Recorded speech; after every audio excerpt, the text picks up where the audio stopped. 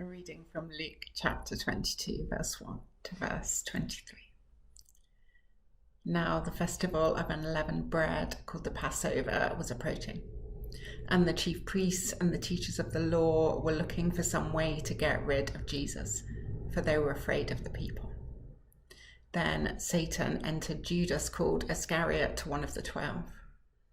And Judas went to the chief priests and the officers of the temple guard and discussed with them how he might betray Jesus. They were delighted and agreed to give him money. He consented and watched for an opportunity to hand Jesus over to them when no crowd was present. Then came the day of unleavened bread, on which the Passover lamb had to be sacrificed. Jesus sent Peter and John, saying, "Go and make preparations for us to eat the Passover." "Where do you want us to prepare for it?" they asked. He replied, "As you enter the city, a man carrying a jar of water will meet you. Follow him to the house that he enters and say to the owner of the house, 'The teacher asks, where is the guest room where I may eat the Passover with my disciples?' He will show you a large room upstairs, all furnished. Make preparations there." They left and found things just as Jesus had told them. So they prepared the Passover. When the hour came, Jesus and his apostles reclined at the table, and he said to them, "I have eagerly desired to eat this Passover with you before I suffer. For I tell you, I will not eat it again until it finds fulfillment in the kingdom of God." After taking the cup, he gave thanks and said, "Take this and divide it among you, for I tell you, I will not eat again from the fruit of the vine until the kingdom of God comes."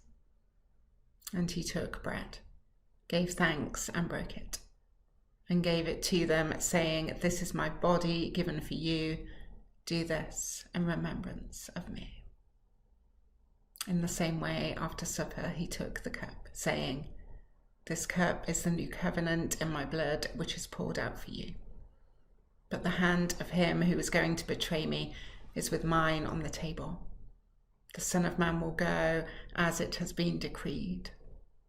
But woe to that man who betrays him." They began to question among themselves which of them it might be who would do this. A reflection for Monday. Be prepared. It seems that just now Jesus is ready for anything. He knows where to find the stuff he needs. He knows who will let him down. He knows where he's heading. And there are plenty of people who are ready and eager to hurry him on his way because they don't like how popular he is. They don't want to hear the truth he is speaking. They don't want the crowds to shout their adulation. They don't want to hear about the healings and the miracles. They've had enough. I guess you can have too much of a good thing.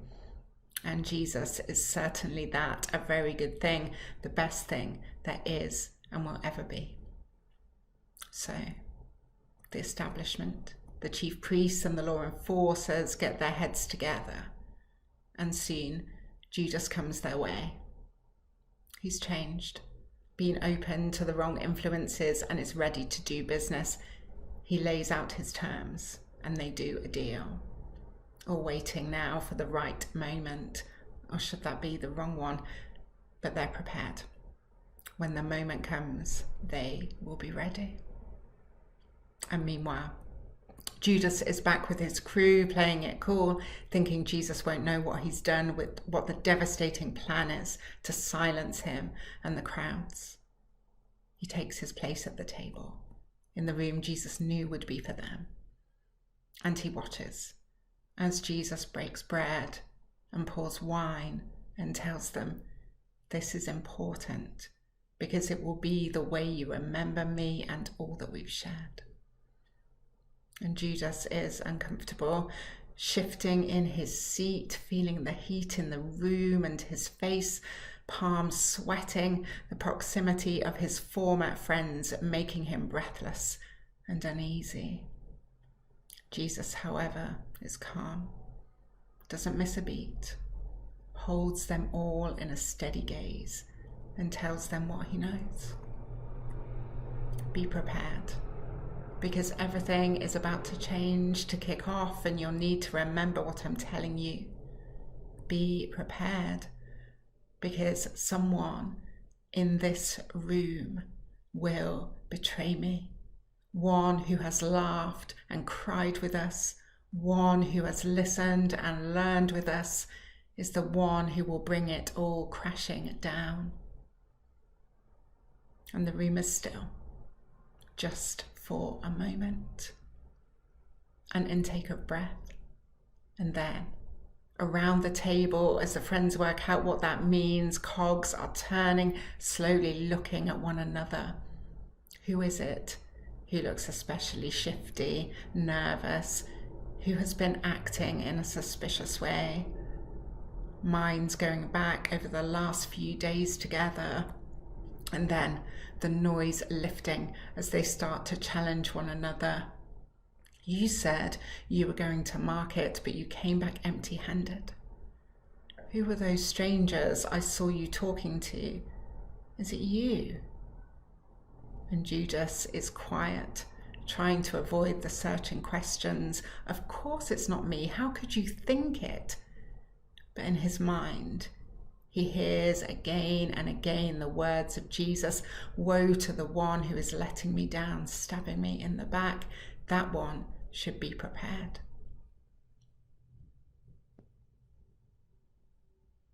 We take a pause in the story, put it on hold.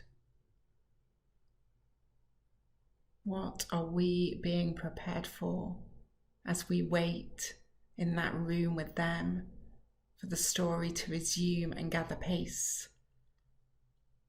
Are we prepared, like Judas, to turn away from Jesus, to take another path?